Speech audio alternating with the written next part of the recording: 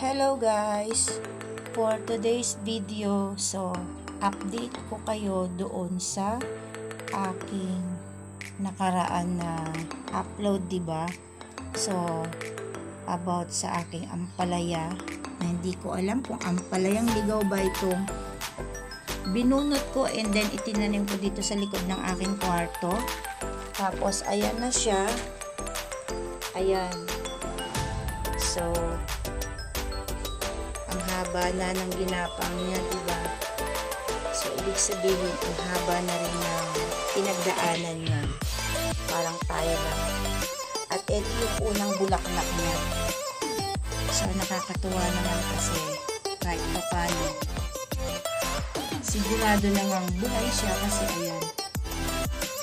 Ang susubaybayan ko na lang ngayon at i-upload ay kung magtutuloy ba yung bulaklak na yan para maging bunga niya at kung lalaki at kung ampalayang ligaw ba siya or tulad ng ampalaya talaga natin na yung mahahaba. At may isa ako dito noon na kamatis or tomato, diba? Yun, naawitan ng pamangkin ko, kailangan daw niya ng project sa school. Kailangan nila magdala ng kahit anong uri ng vegetable. Hiningi niya yun. At yun ang dinala niya. And then, eto, mapapansin nyo namatay yung pinaka-puno na original no sili. Pero ayan, may mga tumubo na. Ayan. Yan na yung mga pula. Tapos ayan. Tapos ito pa, ayan, may mga matutuyo at malalaglag pang bunga. Natutubo pa dyan. And then, ito nga pala guys, bawang. Ito, sibuyas. And then dun, may isang luya. And then, oras na naman para aking tutulan itong mga oregano. At itong mga kinukuha ko na to guys, nilalagay ko to sa ilalim ng kalanan or ng lagayan ng mga kaldero para pangontra ng lamok.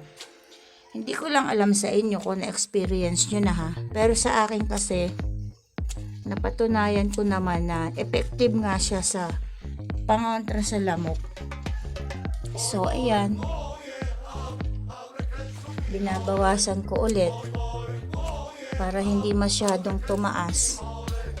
At itong mga ginugupit ko, ito yung ilalagay ko sa mga ilalim na posible na pinagbabahayan ng lamok. Eto lang guys, kung ano-ano lang, ang mahalaga meron tayong ma-upload.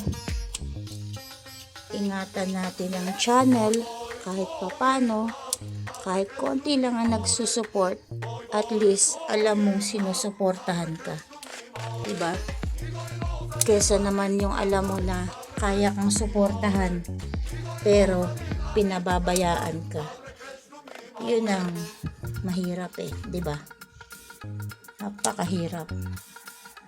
Napakahirap umasa sa alam mong may aasahan ka naman dapat pero hindi niya magawang ibigay yung pag-asa. Huy! Sino nakarelate?